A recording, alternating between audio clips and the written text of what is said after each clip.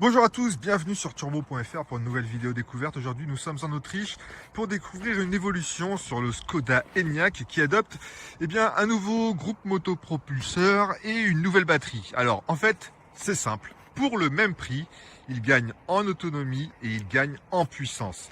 On va voir que Skoda en a également profité pour intégrer un nouveau niveau de finition baptisé Lorin Clément.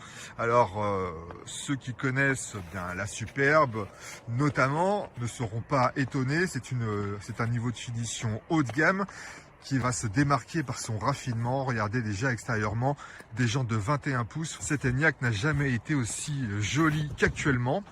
Et en détail, la particularité de l'évolution mécanique aujourd'hui donc est d'intégrer un nouveau moteur, désormais de 285 chevaux exactement, toujours en 100% électrique évidemment, et celui-ci est accouplé à une batterie d'une puissance de 85 kWh brut contre 80 auparavant. Donc en gros, concrètement, il gagne une quinzaine de kilomètres d'autonomie pour un niveau de puissance qui augmente de 80 chevaux, et tout ça pour le même prix.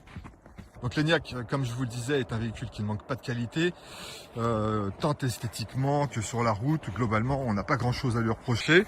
Et donc, ce qui est intéressant aujourd'hui également, c'est de découvrir la nouvelle finition Lorin Clément, qui, vous allez voir, ne manque vraiment pas de sex appeal. Regardez ça, on a fait exprès de laisser la vitre ouverte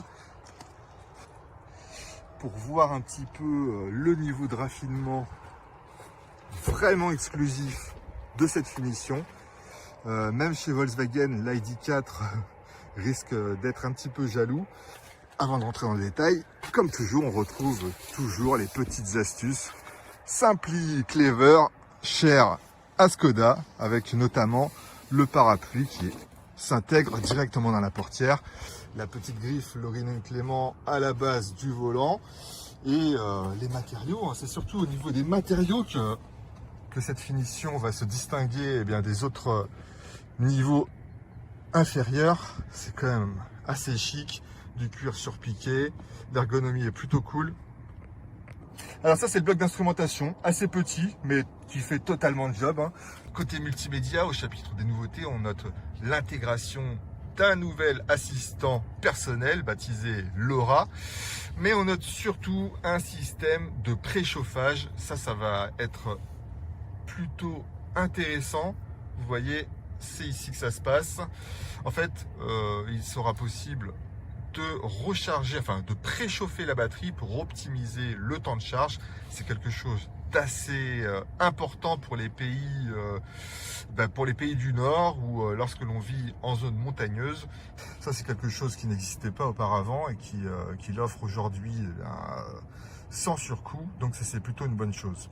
Enyaq a toujours été un véhicule un peu à part entière dans la gamme, en tout cas dans le groupe Volkswagen face à ses cousins. C'est un véhicule qui a toujours eu beaucoup de caractère, beaucoup d'audace, et aujourd'hui qui se montre plus rationnel que jamais, avec ses évolutions mécaniques qui en font vraiment un véhicule toujours plus polyvalent. C'est quand même une très bonne nouvelle, d'autant plus que toutes ces évolutions ne s'accompagnent pas d'un surcoût.